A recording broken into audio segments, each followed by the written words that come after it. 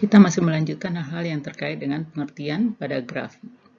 Sebelumnya kita sudah tahu bahwa pada graf itu didefinisikan subgraf. Subgraf itu mirip dengan subhimpunan, yaitu graf yang himpunan simpulnya adalah subhimpunan dari graf awal atau himpunan busurnya adalah subhimpunan dari himpunan busur graf awal. Sekarang kita akan masuk ke subgraf terinduksi. Kita akan melihat subgraf terinduksi, yaitu subgraf dengan sifat tertentu. Misalkan G dan G aksen adalah dua graf. Jika G aksen adalah subgraf dari G dan E aksen, yaitu himpunan busur dari G aksen, itu adalah semua busur pada E yang titik ujungnya pada V aksen. Ada pada V aksen, maka G aksen disebut subgraf terinduksi dari G. Dikatakan V aksen menginduksi G aksen di G. Dan simbol ini untuk mengatakan graf atau subgraf yang diinduksi oleh V aksen.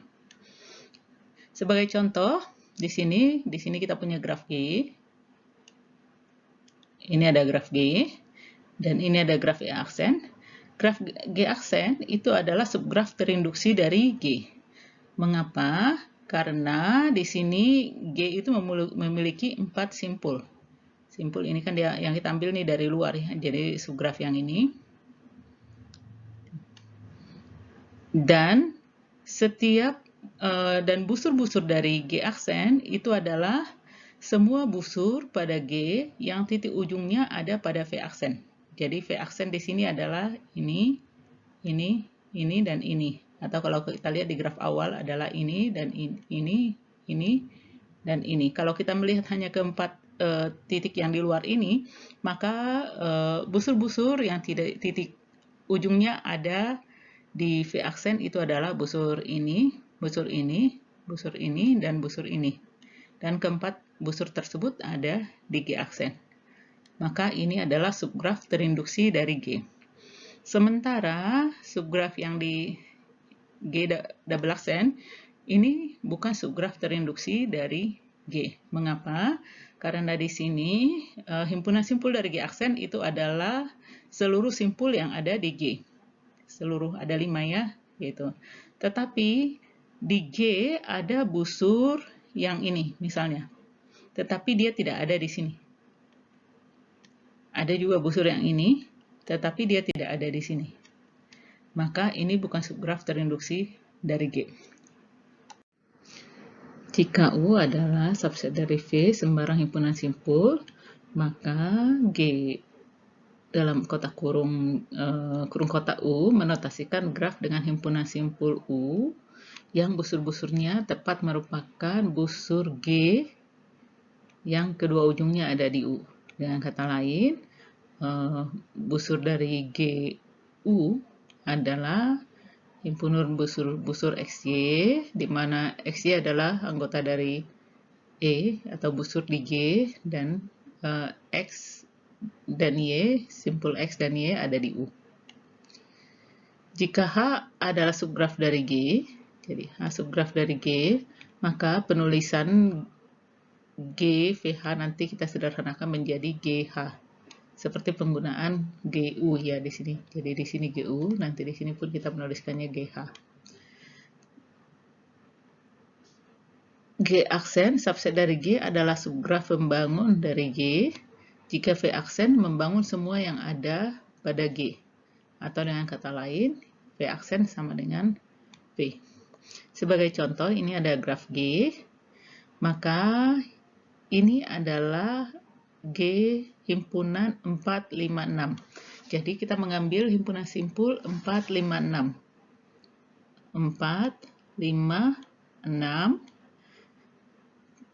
Jadi graf yang himpunan simpulnya 4, 5, 6 bersama busurnya adalah semua busur G yang titik ujungnya adalah himpunan 4, 5, 6. Jadi kalau kita lihat di sini, ini adalah busur ujungnya ada 4, 6, ini 4, 5, dan ini adalah 5, 6. Dan semuanya ada di sini.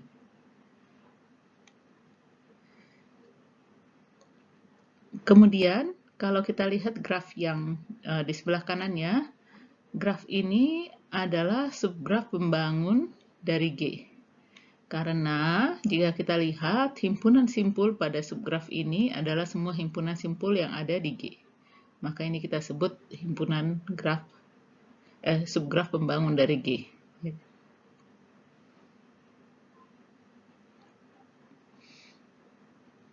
Dan kalau kita memiliki subgraf seperti yang di sebelah kanannya, ini juga tetap merupakan subgraf pembangun dari G.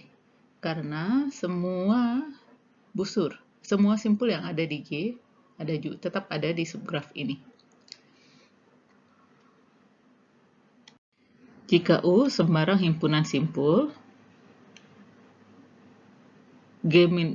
ditulis G minus U untuk subgraf dengan himpunan simpul V kecuali yang ada di U. Jadi himpunan simpulnya adalah V minus U. G minus U diperoleh dari G dengan menghapus semua simpul di U iris V dan busur-busur yang terkait dengannya. Jika U hanya berisi satu simpul, sebut saja V, maka kita tulis G minus V daripada menulis G minus himpunan V. Ini hanya penyederhanaan saja. Dan G minus VG aksen disederhanakan menjadi G minus G aksen. G aksen subset dari G adalah subgraf pembangun dari G jika V aksen merentang G. Artinya, merentang semua simpul pada G merupakan simpul dari G aksen. Dengan kata lain, V aksen sama dengan V. Sebagai contoh, kembali ini adalah graf G, maka ini adalah graf G dikurang himpunan 1, 2. Jadi kita menghapus simpul 1, 2. Kita lihat di sini ini adalah simpul 1, ini simpul 2. Kita menghapus simpul ini dan busur-busur yang terkait dengannya, maka kita akan menghapus busur yang ini, dan ini. Maka diperoleh graf ini. Sementara graf yang di sebelah sini ini adalah G minus 6. Jadi kita lihat kembali ke graf yang awal, ini adalah simpul 6. Ketika kita menghapus simpul 6, maka kita juga menghapus busur-busur yang terkait dengannya. Maka kita memperoleh graf ini, subgraf ini. Untuk F subset sama dengan V kuadrat, Anda ingat bahwa ini adalah himpunan dari subhimpunan V dengan anggota 2. Dan F itu sembarang subset dari himpunan tersebut. Maka kita menulis G minus F itu sama dengan graf dengan himpunan simpul V dan busurnya adalah E dikurang F. Jadi F di sini busur ya. Kemudian jadi kita mengurangi F dari G. F itu adalah himpunan busur. Kalau sebelumnya kita mengurangi U dari G, U itu adalah himpunan simpul. Kemudian G plus F itu adalah graf dengan himpunan simpul tetap V dan busurnya adalah busur E digabung busur F yang ada di himpunan F ya. Kemudian jika untuk G minus E himpunan E dan E itu satu busur dan G plus E menambahkan satu busur, maka penulisannya nanti kita singkat G minus E, jadi tidak usah pakai himpunan, dan G plus E sama dengan tadi ketika kita mau membuat G minus himpunan V, itu kita tuliskan menjadi, disederhanakan menjadi G minus V, sama juga di sini. Graf G disebut maksimal busur atau H maksimal dengan properti graf yang diberikan jika G memiliki properti itu tetapi tidak ada G plus XY yang memiliki properti atau sifat yang sama untuk XY anggota dari G yang tidak bertetangga. Sebagai contoh, graf yang ada di sini graf G. Graf ini adalah graf tidak terhubung maksimal dengan 4 simpul. Jadi kita lihat ini 4 simpul dan ini adalah graf tidak terhubung maksimal dengan 4 simpul karena graf G ini adalah graf tidak terhubung dan kalau kita mencoba menambahkan busur yang baru XY untuk X dan Y anggota G yang tidak bertetangga, maka dimanapun kita menambahkan busur tersebut akan membuat graf ini menjadi tidak terhubung. Menjadi terhubung. Misalnya seperti ini. Kalau kita tambah di sini, grafnya menjadi terhubung, ya. Sehingga ini menjadi bukan lagi graf tidak terhubung. Awalnya graf ini adalah graf tidak terhubung, ya. Tadi kita katakan graf tidak terhubung maksimal. Seandainya kita bukan menambahkan busur di situ, tetapi kita menambahkan busur di tempat lain, misalnya kita menambahkan busur di sini, itu juga tetap membuat grafnya menjadi terhubung. Yang tadinya tidak terhubung menjadi terhubung. Demikian juga kalau kita menambahkan misalnya busurnya di tempat lain. Misalnya kita menambahkan di sini, ini pun menjadi terhubung. Sehingga ketika kita menambahkan sembarang busur ke graf ini, untuk yang mengaitkan dua simpul yang tidak bertetangga, maka graf ini berubah sifat. Yang tadinya dia adalah bersifat tidak terhubung, menjadi graf terhubung atau sifat yang awalnya tidak bisa dipertahankan. Maka graf seperti ini kita katakan adalah graf H maksimal atau dengan busur maksimal yang memiliki sifat yang kita nyatakan tadi. Dalam kasus ini sifatnya adalah tidak terhubung. Jika G dan G aksen tidak terhubung atau disjoin, operasi join G aksen diperoleh dari G gabung G aksen dengan menghubungkan semua simpul di G dengan semua simpul di G aksen. Sebagai contoh, graf lengkap dengan 2 simpul dijoin dengan graf lengkap dengan 3 simpul akan menghasilkan graf lengkap dengan 5 simpul. Mengapa demikian? Kita lihat ini adalah graf lengkap dengan 2 simpul dan ini adalah graf lengkap dengan 3 simpul. Nah, operasi join nanti himpunan simpulnya kita gabung, jadi himpunan simpul dari nanti K2 join K3 K2 dengan join dengan K3 ini adalah himpunan simpul, terdapat 5 simpul seperti ini, di mana semua simpul pada K1, jadi ini simpul pada K2 dikaitkan dengan semua simpul pada K3. Nih. Simpul ini juga dikaitkan dengan semua simpul pada K3. Ini adalah operasi join.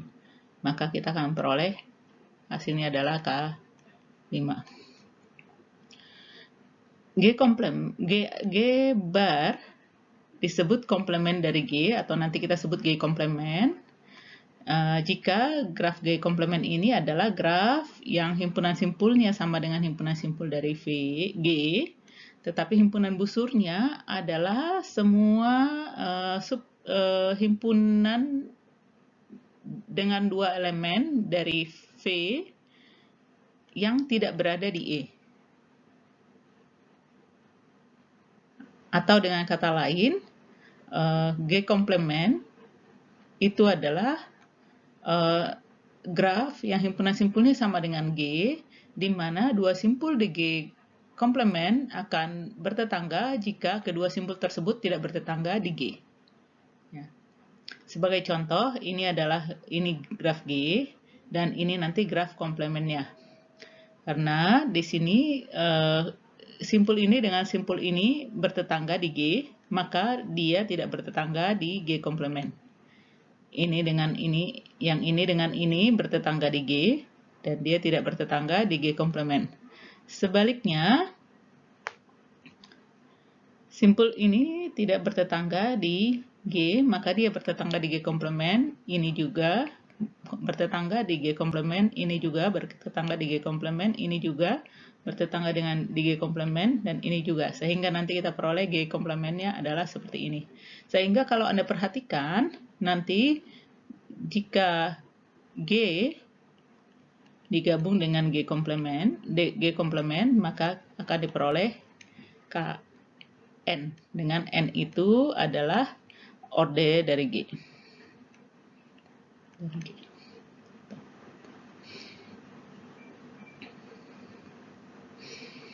Selanjutnya, graf garis LG dari G adalah graf pada E. Pada E maksudnya yang himpunan simpulnya adalah E, di mana XY anggota dari E bertetangga sebagai simpul, jika dan hanya jika mereka bertetangga sebagai busur di G.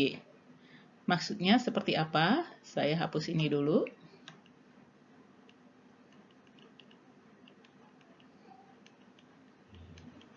Saya akan berikan contohnya di sini. Maksudnya, misalkan saya punya graf seperti ini. Misalnya saya mempunyai graf seperti ini.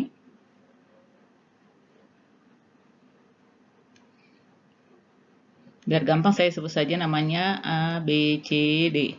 Sehingga ini nanti adalah busur AB, ini adalah BC, ini CD, dan ini adalah BD. Maka LG ini, kita sebut saja ini graf G, maka nanti LG atau graf garis atau L itu dari line ya. Line graf dari G, itu adalah graf yang simpul-simpulnya adalah busur pada G. Jadi nanti kita punya busur AB, kita juga punya busur BC, kita punya busur CD, dan kita punya busur BD. Busur-busur ini, busur di G menjadi simpul di LG. Kemudian, kedua busur di dua simpul di LG akan bertetangga ketika dia bertetangga sebagai busur di G. Maksudnya apa? Misalnya kita lihat di sini AB bertetangga dengan BC. Maka di sini pun AB bertetangga dengan BC. AB juga bertetangga dengan BD. Maka AB bertetangga juga dengan BD. Kemudian BC selanjutnya BC bertetangga dengan BD. Maka di sini BC bertetangga dengan BD. Kemudian BC juga bertetangga dengan CD. Di sini BC bertetangga dengan CD. Dan yang terakhir, nanti kita lihat bahwa CD juga bertetangga dengan BD. Maka di sini CD bertetangga dengan BD. Ini adalah line graph dari graf G. Dengan demikian kita sudah melihat bagian sebab satu-satu dari buku digital yang kita gunakan.